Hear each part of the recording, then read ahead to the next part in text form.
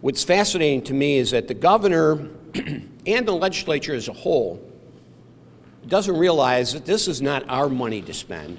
We're caretakers. This is the taxpayers' money. And we need to make sure that they know that we have full transparency and accountability on how that money is spent.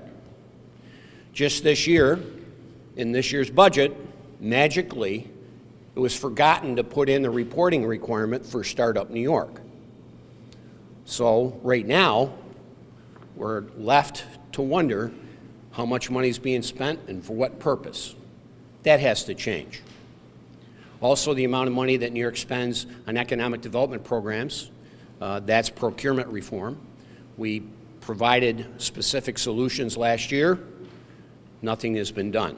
It was just about a year ago that we stood here with legislation that our conference crafted to try to respond to the challenges that we saw happening in this state of not enough oversight, not enough transparency in how our dollars are being spent. And you can look at these press conferences as bookends. Last year was the pre-indictment press conference, and this is the post-indictment press conference from the governor's top advisors, some of his largest donors, and the head of his economic development team that have forsaken the public trust. And the governor is accountable to that 100%, and yet he continues to hostily push back on any type of reforms, any type of accountability, any type of transparency measures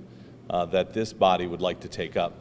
And I think it's time for the legislature to regain its mojo and establish itself as a distinct and separate branch of state government by passing bills in both houses that bring procurement reform, that bring ethics reform, that bring relief to small businesses, that establishes a registry for violent sex offenders, otherwise known as Brittany's Law, among other issues. So we don't need Governor Cuomo to acknowledge that the session's over a month ago. The session is alive and well, and we're here to act, and now we're asking our colleagues in state government and the state legislature to act.